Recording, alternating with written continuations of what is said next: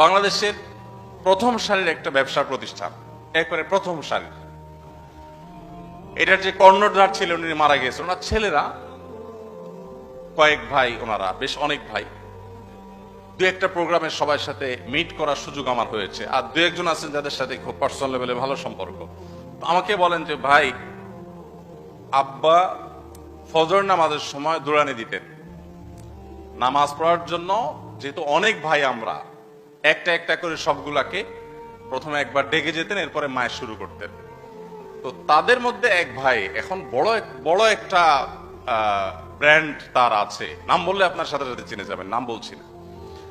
তো কোন একটা তাদের পারিবারিক অনুষ্ঠানে আমিও ছিলাম, তার ওই ভাইকে ডেকে এনে বড় ভাই বলতেছে আমার সামনে, দুষ্টামি করে বলছে, নাম ধরে বলছে, এই তোর মনে আছে আব্বা প্রতিদিন ফজর সময় দৌড়ান দিতে, আর তুই উজু ছাড়া নামাজ পড়তি প্রত্যেক দিন।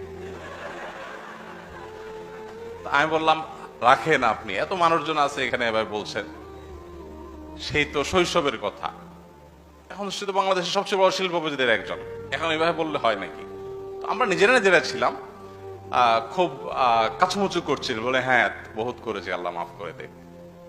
এখন যারা মনে করেন পশ্চিমাদের দ্বারা প্রভাবিত হয়ে মনে করছেন যে না আমরা তাদের মতো হতে হবে সবকিছু, কেন তাদের মতো হতে হবে?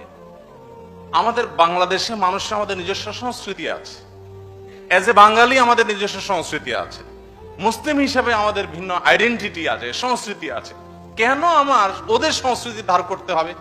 আমি আবারও বলছি, ওদের অনেক কিছু আছে ভালো, আমাদের ডিসিপ্লিন কেতাবে আছে, বাস্তবে নাই। ওদের ডিসিপ্লিন বাস্তবে আছে, ডেফিনেটলি আপনি সেটা অনুসরণ করেন। কিন্তু আপনি তাদের এই বস্তা পচা সস্তা সংস্কৃতিগুলো কেন অনুসরণ করছেন? ছোট ছোট বাচ্চা, কিশোর, যারা শিশু কিশোর, এদেরকে শাসনের পারে পশ্চিমাদের দৃষ্টিভঙ্গি কোনো কিছু বলা যাবে না, যা খুশি তা করতে দিতে হবে, কোনো কিচ্ছু না। আপনারা জানেন পৃথিবীর উন্নত দেশগুলোতে 6, 7, 8 এর বাচ্চারা যদি পুলিশ কল করে আর বলে যে আজ বাসায় আব্বু আমাকে বকা দিয়েছে, মার না, মায়ের তো দূরের কথা, জাস্ট বকা দিয়েছে, পুলিশ কিন্তু বাপকে তুলে নিয়ে যাবে।